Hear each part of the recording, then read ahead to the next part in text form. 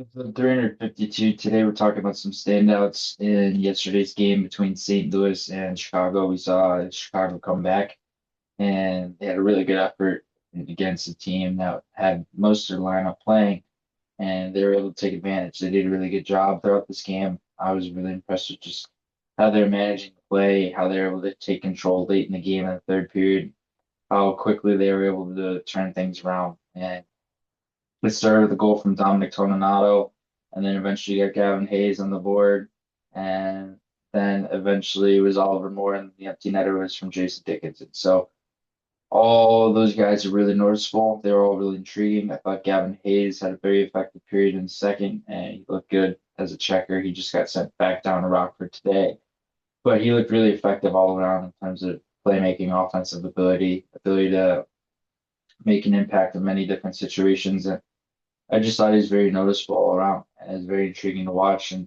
one of the guys I really liked in this game who is on a tryout right now is Matt Grzelcyk. And I know Matt Grzelcyk's in a situation where we don't really know what he's going to be. We don't really know where he's going to land. And we don't even know if he's going to end up playing this season at all. So the interesting thing is now that they have Wyatt Kaiser signed, now what does that mean for Matt Grzelcyk? What does that mean in terms of his situation and where he could play?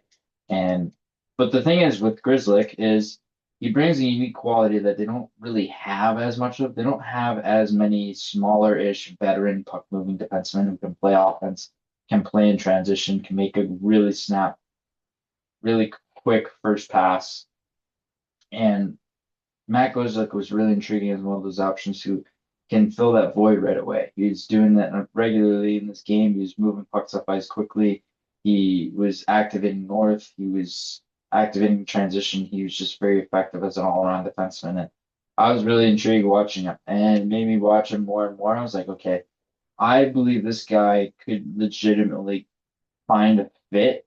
It's just more a matter of where they find him slotting in. The good thing is too, he can play a little bit of the right side. So that could be a huge help as well. And but I just thought he was very effective. He was very noticeable and just creating a lot of plays. He was active offensively. Like there's so many components to his game that made him very effective and just exciting to watch. And especially as a defenseman. So that was really good to see out of him. And St. Louis, honestly, they were controlling early on in the game and control and play a little bit early. And obviously, they end up going up 2-0. I believe it was midway through the second, and they were able to almost look like they were going to run away with the game from there, but they didn't. And they did have some very noticeable players. Obviously, a lot of their veterans were playing, and but it was just a gritty effort for the Hawks to come back from this and be able to be be really engaged in the game. Spencer Knight looked fantastic in that, which is really good to see too. And just really impressed with his game. I really like the detail and positioning that he brings in his game. I'm really intrigued to see what he does playing, likely gonna play over 50 games this year, which is gonna be really good for him. So it's gonna be interesting to see how he manages that and transitions into more of that role. But I would imagine he's gonna be fine. I don't think there's gonna be too much stress per se on him.